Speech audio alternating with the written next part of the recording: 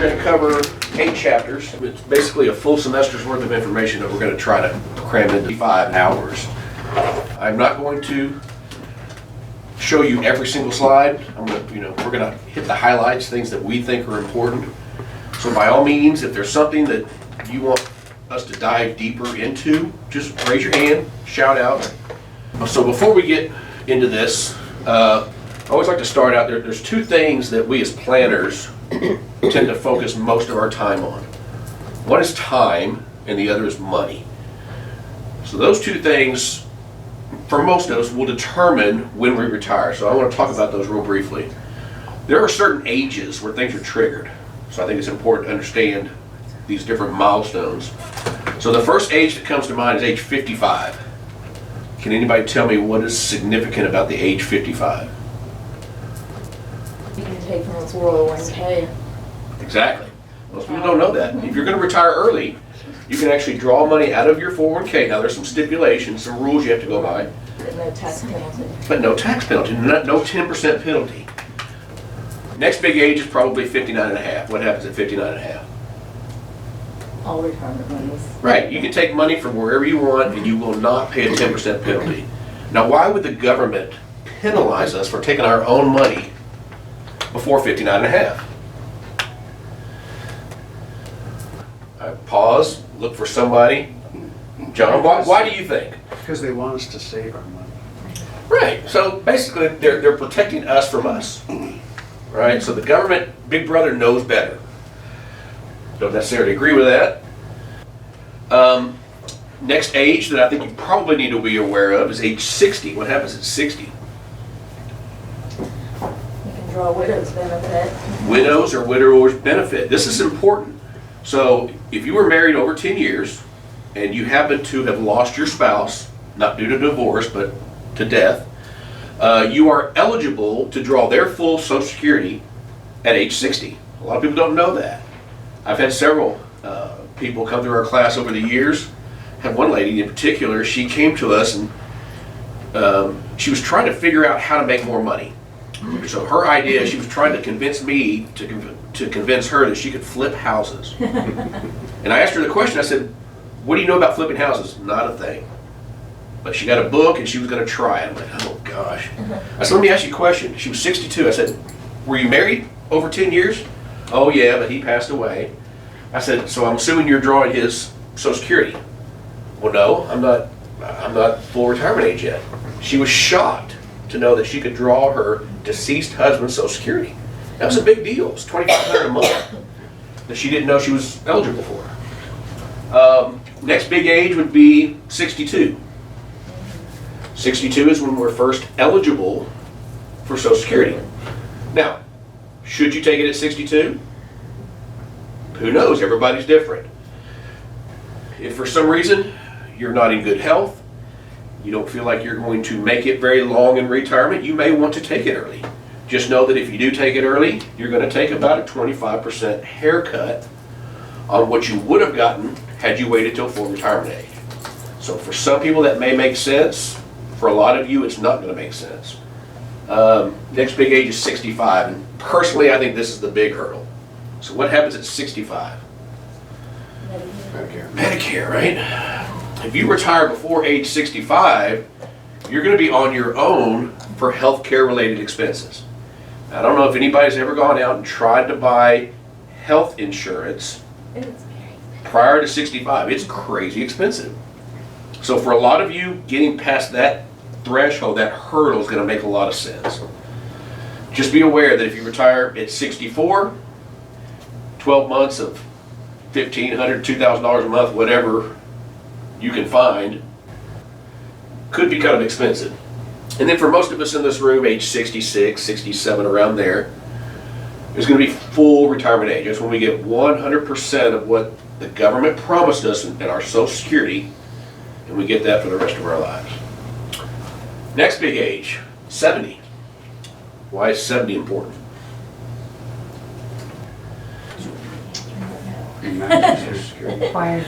It's if you wait to take your Social Security, it will grow for most of us in this room at 8% simple interest all the way up to 70. Should you wait past 70? No. Absolutely not. I'll tell you a story. We had a gentleman come through this class probably 12, 13 years ago. He was 73 years old. I'll never forget this. We sat down with him, and one of the first questions I asked, trying to gather information, was, how much is your Social Security? And with a big grin on his face, he said, I'm letting that thing grow. Oh. And I'm like, no, it doesn't work that way. He had gotten some bad information. So again, you guys are doing the right thing by trying to get a handle on all this. Luckily for him, they did go back 6 months.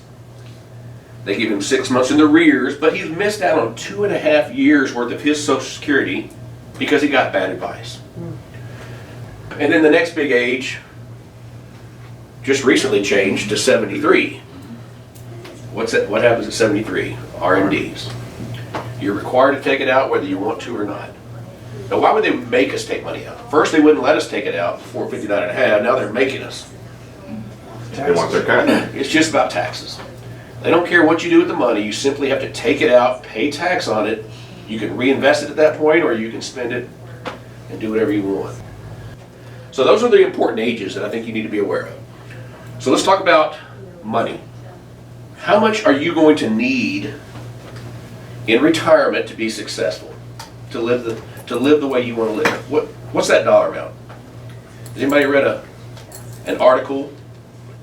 Forbes, Wall Street Journal, they all put out these opinion pieces on how much you need to be successful. Anybody ever read one of those articles? Sure. When I started with Mike 23 years ago, I'll never forget the magic number was 650,000. If you've got 650,000 in your retirement, along with your Social Security, you're going to be okay. Well, obviously with inflation, that number's gone up. Anybody want to guess what the current number is? 2 million. A little over 2 million, about 2.4. So according to experts, nationwide, if you have $2.4 million in your 401k, IRAs, investment accounts, you're gonna make it. You're gonna be okay. Now, where did they come up with that number? Who knows? Right? These are opinion pieces. I could argue that $2.4 million wouldn't get you through a year in New York City. But certainly here in Central Texas, 2.4 would be plenty of money. So, what determines how much we need? There's your first goal, is your lifestyle. I doubt very seriously if anybody in this room has taken the time to sit down and talk about what you want your day-to-day life to look like in retirement. I'm not talking money, I'm talking about your lifestyle. So, how often are you going to travel? How much are you going to spend on these vacations? What kind of hobbies are you going to have? If you're a golfer, you know how much it costs to play golf. If you want to play 2-3 times a week, we're going to show you how we're going to go through this process. You're going to put that lifestyle, you're going to put a dollar amount in today's dollars to that lifestyle, and then we're going to show you how to project it out so that you know exactly how much money you're going to need. So that's the first goal. I would encourage you to go home, sit down with whoever you're going to retire with, and talk about your day-to-day. Because what's interesting is over the years we found that just because you've been married 30, 35, 40 years, you may think you're on the same page when it comes to retirement. That's not always the case. A lot of times, you each have completely different ideas of what you want your day-to-day to look like. So that's a good exercise to go through. So Mike mentioned objectives. Again, we're going to skim through this. If we're not getting to the topic you want us to get to, just raise your hand and let me know. We encourage you to ask questions. This is not a lecture. And then Mike mentioned the follow-up meeting. We'll talk about more about that later. All right. I think you would agree that a lot of what we learn from previous generations, our parents and our grandparents. Not only about their successes, but we also learn from their failures. But I want to point this out very quickly that a male born in 1930, that's probably going to be a lot of your parents around that time. The average male had a life expectancy of 58.1 years. So what does that mean, average life expectancy? It means you take the population of all the men in the U.S., half passed before 58.1, while others made it longer. I can tell you that if you were lucky enough to make it to age 65, the average life expectancy in retirement was 5 to 7 years. So think of that in terms of planning. How much planning did they really have to do? Not a whole lot. See, around 1944, 45 or so, they came out with this newfangled thing called Social Security. And Social Security was meant to supplement what they were already getting in retirement. And what kind of retirement did the previous generation typically have?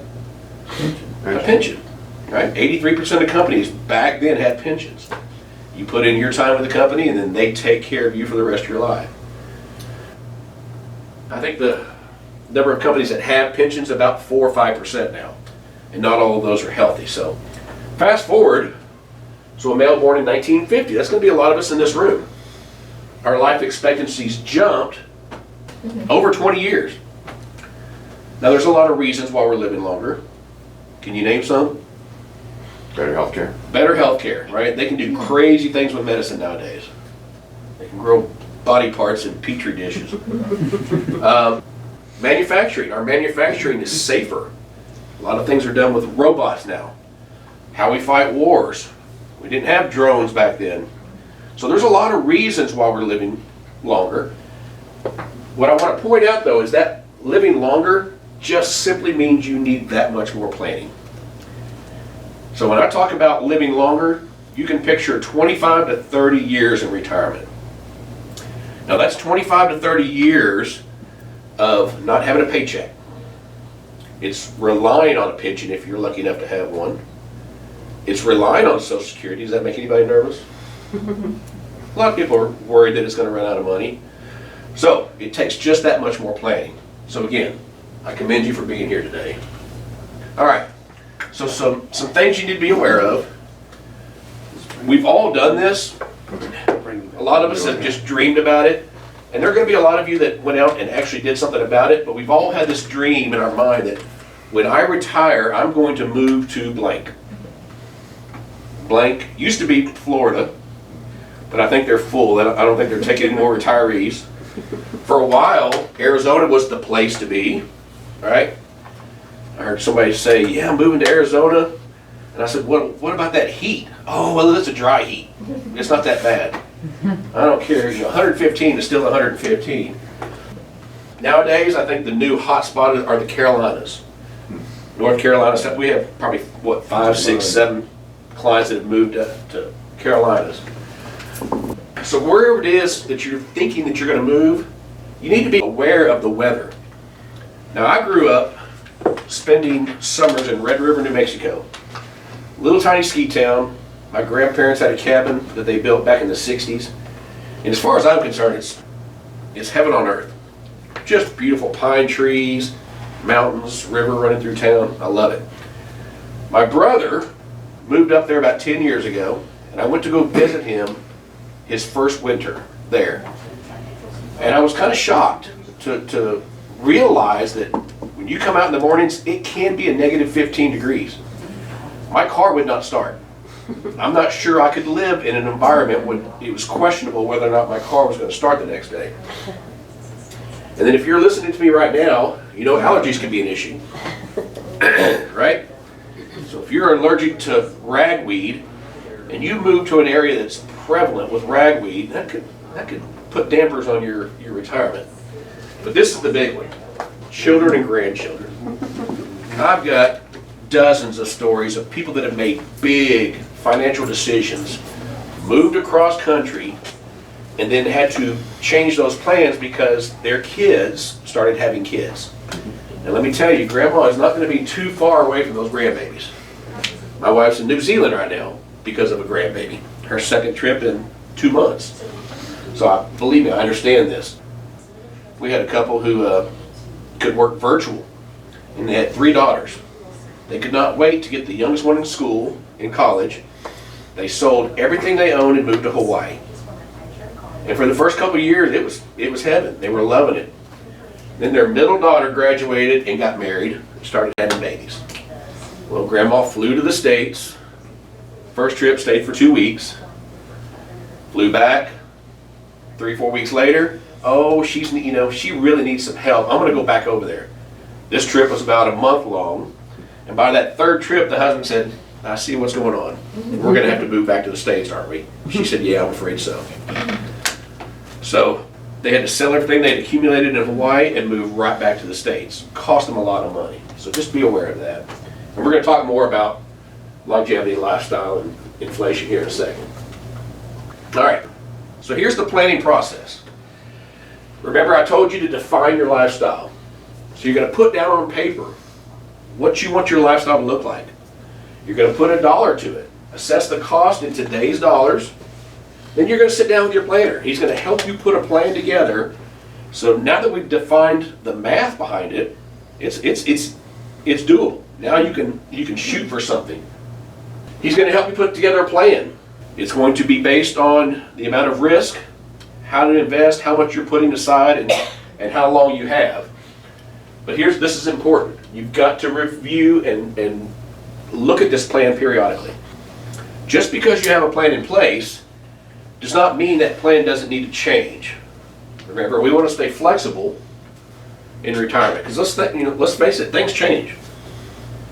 Can y'all name any changes we've seen in the last year or so? Right? Inflation, stock market wasn't acting right. So things constantly change. We have a lady that's been with us for quite a while, but she used to be a civil servant. Is that what they call them? Mm-hmm. Somebody that works alongside the military. And for 13 years, she lived and worked in Turkey, Afghanistan, alongside the military over there. She loved that lifestyle. She loved being over there. Well, she was over there during 2008. Now, she had her retirement with the big name company, and she said, oh, I'm not worried about 2008. I'm sure John, whatever his name was, I'm sure he got me out of the market before it dropped. He probably put me back in right at the bottom, so I'm sure I'm fine. But after 13 years of being away from the States, she was shocked to come back and find out that her retirement was almost where it was when she left. It had done this and was coming out, but she was upset. And she was bad-mouthing her broker for not getting her out.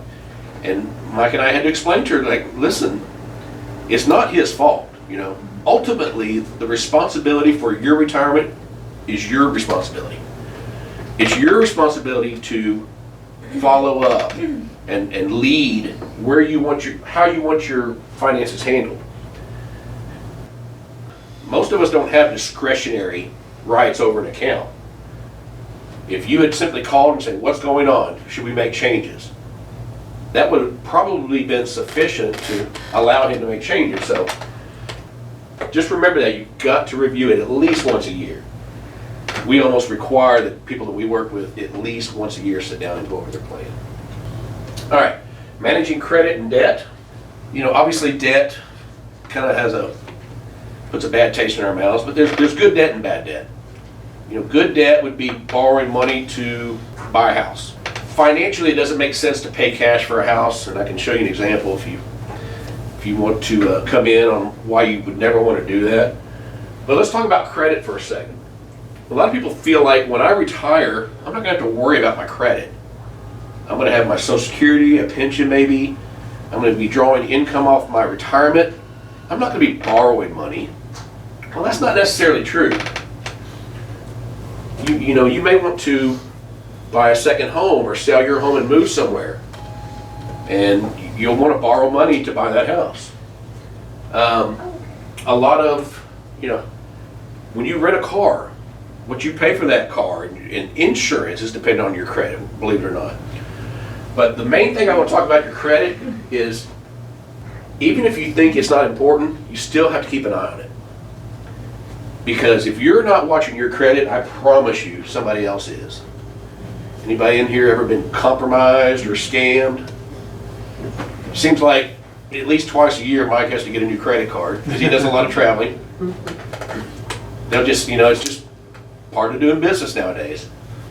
About 7 years ago, one of the big rating agencies was compromised. So literally one half of everybody in the US, your social security, your birthday, all the information that they need to do any kind of nefarious things with your credit is already out there. So you gotta watch it. And if you have an example, I've got several. You can just pull one of those examples and say, this is why it's important. All right, so we've defined our goals. We've defined our lifestyle. We've put a dollar amount to it. We've got a plan in place and we're checking it periodically. But there's always something that we can do better, right? So what I'm going to talk about here are a few ways that we can save money on taxes in the current year. Because anything that we save is just that much more money we can set aside for later. That old adage, a penny saved is a penny earned, it's there for a reason. All right, so how many of you do your own taxes? Some. It used to be where you had to decide, do I take the standard deduction or do I itemize? And back in the day, it was a lot more beneficial to itemize. You could write off all of your business-related expenses. Nowadays, they've got the standard deduction so high that very few people are itemizing. But maybe you do own a business and it's still beneficial. And maybe you're just this close to being able to itemize. Here's a list of things that you could do to maybe get you over that threshold. Maybe it's as simple as just making an extra house payment. That additional bit of interest might get you over the threshold. Number two, combine 2 years worth of property taxes. So what are our property taxes due? I'm assuming it's nationwide, or maybe it's just Texas. Schools, roads.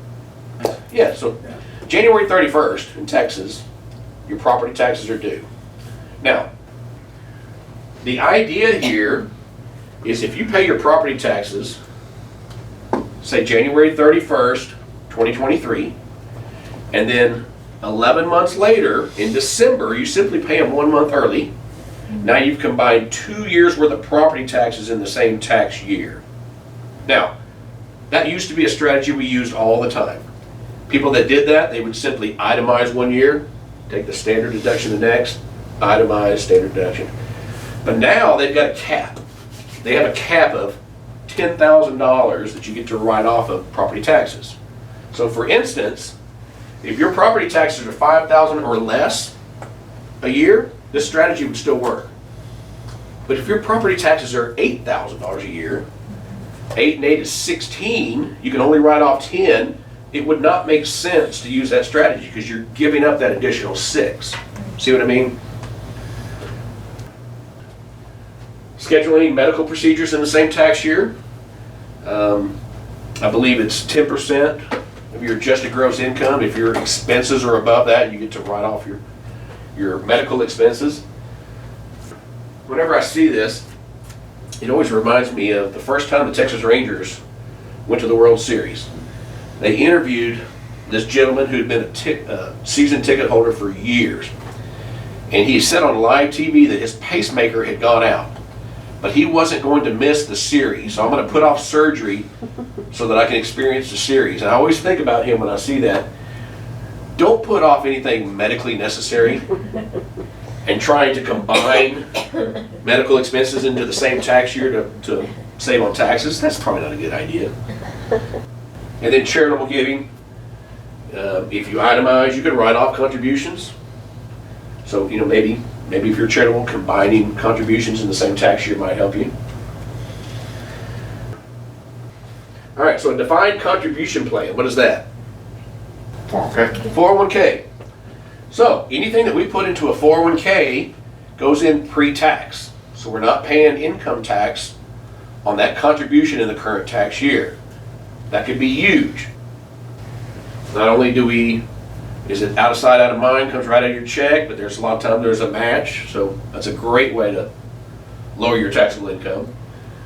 Flexible spending accounts.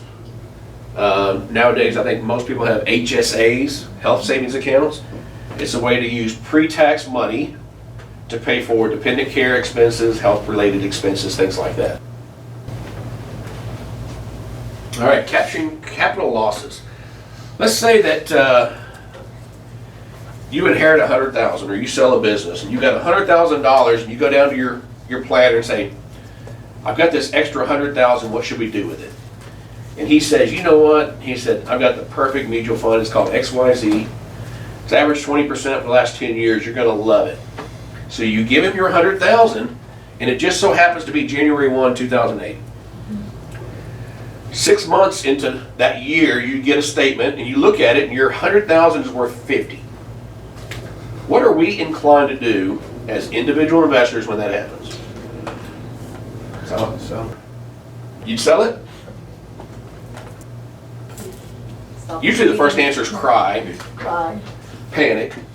But I've had people that have come in, they said, you know, here's our stuff. And they spread everything out on the table, and they'll say, but this little account right here, we're not even going to talk about this because it's down in value.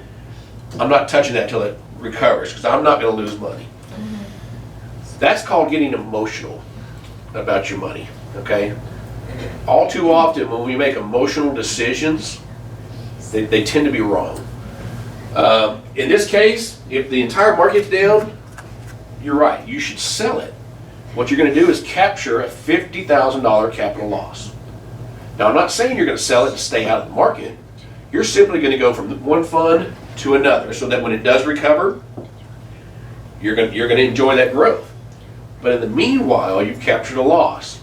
So what happens using $50,000? What if I have a $50,000 gain in any year? What does the IRS want? They want their tax. They don't care how big the gain is. Whatever it is, you're going to pay tax on that gain. So what if I have the opposite? I have a $50,000 capital loss. Do I get to write that whole thing off? Why not? It only seems fair if they're going to get all the gains, right? So the government, being the benevolent institution they are, they'll allow me to take $3,000 of that loss against ordinary income, and I can do that every single year going forward until I eat up that 50, or until I have a capital gain, because the capital gain and the capital loss will offset each other dollar for dollar in any given tax year. And then for those of you that do your own taxes, you know, it's your responsibility to pay as little in tax as possible. Now, I should put the word legal in there, legally, right? So understanding all the tax adjustments and tax credits, all the rules, is your responsibility. Now, I know a lot of you probably do TurboTax or have some of these online programs, and they're usually pretty good. It's not necessarily the program. I can't tell you how many phone calls I get every single year. It'll be a client on the phone. They'll say, "Can you listen to what this lady's saying?" And they hit play on their computer, and they got the phone up again, and I can tell it's the TurboTax lady asking a question. Do you have this kind of expense? I don't do taxes. You know, I know just enough to be dangerous. But if somebody's not doing your tax and you're doing it yourself, just make sure you know what you're doing.